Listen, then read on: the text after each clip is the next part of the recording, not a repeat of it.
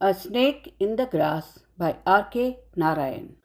On a sunny afternoon, when the inmates of the bungalow were at the siesta, a cyclist rang his bell at the gate frantically and announced, "A big cobra has got into your compound. It crossed my wheel." He pointed to its track under the gate and resumed his journey.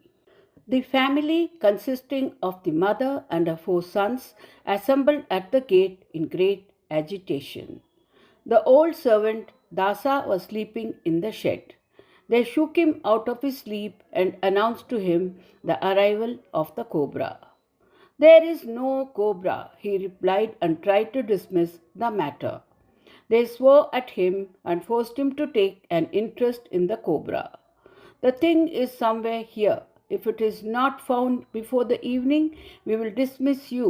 Your neglect of the garden and the lawn is responsible for all these dreadful things coming in." Some neighbors dropped in. They looked accusingly at Dasa. "You have the laziest servant on earth," they said. "He ought to keep the surroundings tidy. I have been asking for grass cutter for months." Dasa said in one voice. They ordered him to manage with the available things and learn not to make demands. He persisted. They began to speculate how much it would cost to buy a grass cutter. A neighbor declared that you could not think of buying any article made of iron till after the war. He chanted banalities of wartime prices. The second son of the house asserted that he could get anything he wanted at controlled prices. The neighbor became eloquent on black market. A heated debate followed. The rest was in apathy. At this point, the college boy of the house butted in with, "I read in an American paper that 30,000 people die of snake bite every year."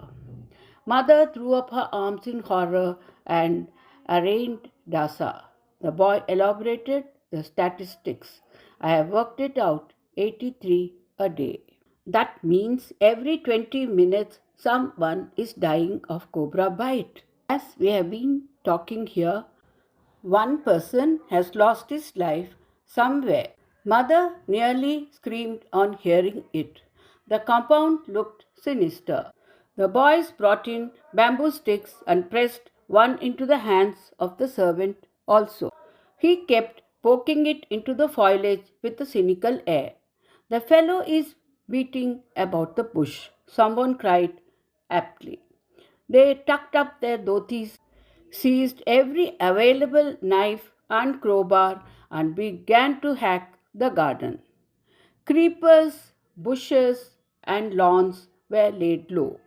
What could not be trimmed was to cut the root. The inner walls of the house brightened with the unobstructed glare streaming in. When there was nothing more to be done, Dasa asked triumphantly, "Where is the snake?" An old beggar cried for alms at the gate. They told her not to pest when they were engaged in a snake hunt. On hearing it, the old woman became happy. "You are fortunate. It is God Subramanya who has come to visit you. Don't kill the snake." Mother was in hearty agreement. "You are right. I forgot all about the promised Abhishekam. This is a reminder." She gave a coin to the beggar, who promised to send down a snake charmer as she went. Presently, an old man appeared at the gate and announced himself as a snake charmer. They gathered around him. He spoke to them of his life and activities and his power over snakes. They asked admiringly, "How do you catch them?" Thus he said, pouncing upon a hypothetical snake on the ground. They pointed the direction in which the cobra had gone and asked him to go ahead. He looked helplessly about and said, "If you show me the snake, I'll at once catch it. Otherwise, what can I do?" "The moment you see it again, send for me. I live nearby. He gave his name and address and departed. At 5 in the evening, they threw away their sticks and implements and repaired to the veranda to rest. They turned up every stone in the garden and cut down every grass blade and shrub so that the tiniest insect coming into the garden should have no cover. They were loudly discussing the various measures they would take to protect themselves against reptiles in the future when Dasa appeared before them carrying a water pot whose mouth was sealed with a slab of stone. He put the pot down and said, I caught him in this. I saw him peeping out of it. I saw him before he could see me. He explained at length the strategy he had employed to catch and seal up the snake in the pot. They stood at a safe distance and gazed on the pot. Dasa had the glow of a champion on his face. Don't call me an idler hereafter, he said. Mother complimented him on his sharpness and wished she had placed some milk in the pot as a sort of religious duty. Dasa picked up the pot cautiously and walked off, saying that he would leave the pot with its content with the snake charmer living nearby.